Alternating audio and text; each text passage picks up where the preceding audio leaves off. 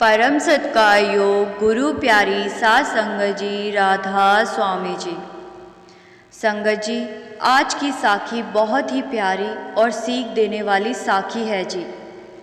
संगत से बेनती है जी, साखी को पूरा सुनने की कृपा करें जी, जिससे साखी का मूल अर्थ आप समझ सके जी। एक महिला थी जिसके घर 15 साल तक संतान नहीं हुई। 15 साल बाद उसने एक पुत्र को जन्म दिया। महिला बहुत खुश थी, किंतु दुर्भाग्यवश 1 महीने में ही उसका बेटा मृत्यु को प्राप्त हो गया। अब अपने बेटे की मौत पर वह महिला हद से ज़्यादा रोई और अपने मृत बच्चे का शव लेकर एक सिद्ध महात्मा के पास पहुंच गई। महात्मा से रोकर वह महिला कहने लगी, मेरा बच्चा बस एक बार जीवित कर दीजिए। एक बार मैं अपने बच्चे के मुख से माँ शब्द सुनना चाहती हूँ।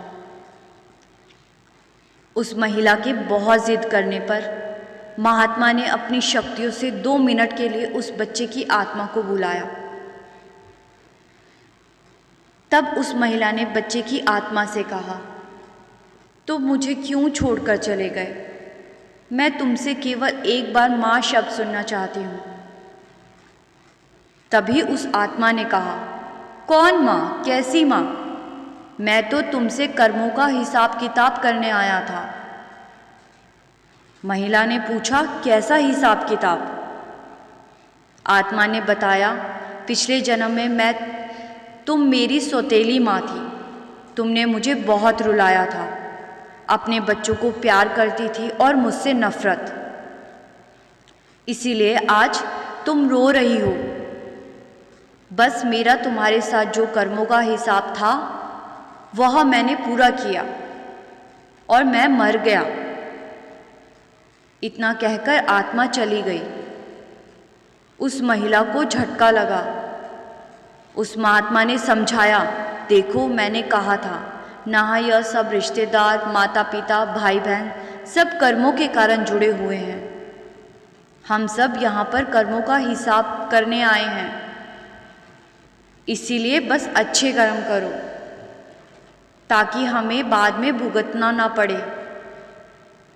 संगत जी, इसी प्रकार पुराने समय में एक फौजी था जिसकी जिंदगी में उसका अपना कोई नहीं था, ना माता पिता, भाई बहन। वो अकेला ही काम कर अपने पैसे जमा करता रहा। फौजी के पड़ोस में रहने वाले एक सेठ जी ने एक दिन फौजी से बोला, भाई तेरे आगे पीछे कोई नहीं है, तू सारा पैसा जमा करता है, क्यों नहीं तू मेरे साथ व्यापार में पैसा लगा देता, जिससे तेरा पैसा बढ़ने लगेगा। फौजी ने सेठ को पैसा दे दिया। सेठ ने वो पैसा कारोबार में लगा दिया। सेठ का कारोबार चल निकला, खूब कमाई होने लगी, कारोबार बढ़ गया। थोड़े दिन बाद एक जंग छिड़ गई। लड़ाई में फौजी बड़ी बहादुरी से लड़ा और दुश्मनों की गोली का शिकार हो गया और लड़ते लड़ते फौजी मर गया। अब सेठ जी को पता चला कि फौजी तो मर गया है। सेठ जी बड़े खुश हुए क्योंकि फौजी का कोई वारिस नहीं था। सेठ जी ने सोचा, अब मुझे किसी को पैसा नहीं देना पड़ेगा, अब तो सारा पैसा मेरा हो गया, मेरा कारोबार भी चमक गया, लेने वाला भी नहीं रहा। ऐसे ही दिन बीतते गए और कुछ ही दिनों बाद सेठ जी के घर में बेटे का जन्म हुआ। अब सेठ जी और खुश हुए थे कि मुझ पर तो भगवान की बड़ी दया मेहर है, पैसा भी बहुत है, कारोबार भी अच्छा चल रहा है, बेटा भी हो गया। अब सेठ जी का बेटा बहुत समझदार था, पढ़ाई लिखाई में भी होशियार था। सेठ जी ने उसकी पढ़ाई पर खूब खर्चा किया, उसे खूब पढ़ाया लिखाया। जब वह पढ़ लिख कर बड़ा हो गया तो सेठ जी ने सोचा, मेरा बेटा मेरा कारोबार संभालेगा। लेकिन कुछ दिनों के बाद सेठ जी के बेटे की तबीयत खराब रहने लगी। सेठ जी ने अपने बेटे को दवा दिलवाई, लेकिन उनके बेटे को कोई फर्क नहीं पड़ा। अब सेठ जी अपने बेटे को लेकर कई बड़े बड़े डॉक्टरों के और कई वैद्य के पास गए। डॉक्टर जो भी दवाई देते, बेटे को फर्क ना पड़ता। बेटे की बीमारी बढ़ती जा रही थी, उसका रोग नहीं कट रहा था। सेठ जी का लगभग सारा पैसा बेटे के इलाज पर लगता जा रहा था। फिर एक दिन डॉक्टर ने सेठ जी से कह दिया कि आपके बेटे को घर ले जाइए, क्योंकि इसकी बीमारी का अब कोई इलाज नहीं है और ये 10 दिन तक ही जीवित रह पाएगा। सेठ जी बहुत रोए और रोते रोते अपने बेटे को लेकर वापस घर के लिए निकल पड़े। उनकी सारी पूंजी खत्म हो चुकी थी, केवल कुछ रुपए ही बचे थे कि रास्ते में सेठ जी को एक व्यक्ति मिला। उस व्यक्ति ने सेठ जी को कहा, क्या हुआ सेठ जी, बहुत दुखी लग रहे हैं। सेठ ने कहा, यह मेरा बेटा जवान था, मैंने सोचा था बुढ़ापे में मेरी मदद करेगा। अब यह बीमार हो गया, यह बीमार रहने लगा। मैंने इसके इलाज पर खूब पैसा लगाया, लेकिन आज डॉक्टर ने जवाब दे दिया। डॉक्टर ने कहा, यह नहीं बचेगा, इसे लाइलाज रोग हो गया है। उस व्यक्ति ने सेठ जी से कहा, अरे सेठ जी, दिल छोटा क्यों करते हो? मेरे पड़ोस में एक वैद्य जी दवा देते हैं, केवल कुछ रुपए की देसी दवाई खाकर मुर्दा भी उठकर खड़ा हो जाता है। जल्दी से आप वैद्य जी की दवाई ले आओ। सेठ जी दौड़कर गए, जेब में जो चंद रुपए ही बचे थे उसकी दवाई ले आए। उन्होंने अपने बेटे को दवाई खिलाई। वह दवाई खाते ही सेठ जी का बेटा मर गया। वहां से महात्मा जी गुजर रहे थे। महात्मा जी ने सभी को कहा, भाई यहाँ रोना धोना क्यों लगा है? लोग बोले, सेठ का एक ही बेटा था, वह भी मर गया, इसीलिए हम सभी रो रहे हैं, सभी दुखी हैं। महात्मा जी सेठ के पास गए और कहने लगे, सेठ जी क्यों रो रहे हो?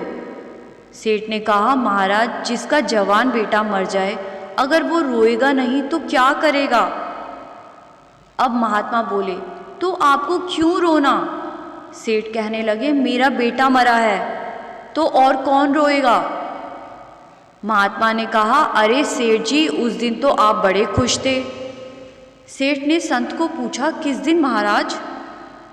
महात्मा ने कहा, जिस दिन आपको फौजी ने अपना पैसा दिया था। सेठ ने कहा, हाँ महाराज, कारोबार के लिए पैसा मिला था तो खुशी तो थी ही। फिर महात्मा ने आगे कहा, सेठ जी, उस दिन तो आपकी खुशी का ठिकाना ही नहीं था। सेठ ने पूछा, किस दिन महाराज? महात्मा बोले, अरे जिस दिन फौजी की जंग में मृत्यु हुई थी। आपने सोचा था अब तो फौजी को पैसा भी नहीं देना पड़ेगा, मेरा तो कारोबार भी चल गया। सेठ ने कहा, हाँ महाराज, मैं खुश तो था। फिर महात्मा जी बोले, तो आज क्यों रो रहे हो?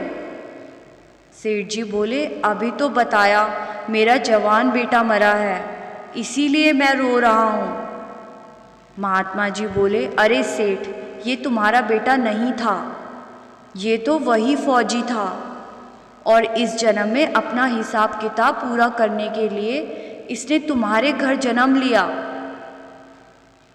तुमने इसके पढ़ने लिखने में, खाने में, पहनने में, उसके इलाज में खूब पैसा लगाया और इसने तो अपने पैसों का ब्याज समझकर डॉक्टर को भी दिलवा दिया। अब जो आपके पास कुछ रुपए बचे थे वह भी इसने वैद्य जी को दिलवा दिए और जैसे ही इसका आपसे पिछला हिसाब किताब पूरा हुआ ये मर गया। महात्मा की बात सुनकर सेठ जी को समझ आ गया कि कर्मों का खेल क्या होता है।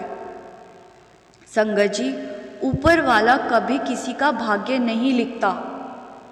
हर जीव अपना भाग्य खुद लिखता है। इसीलिए बाबा जी हमेशा समझाते हैं कि सिर्फ अच्छे कर्म करो और भजन सिमरन की कमाई करके इस जन्म मरण के चक्कर से छूट जाओ।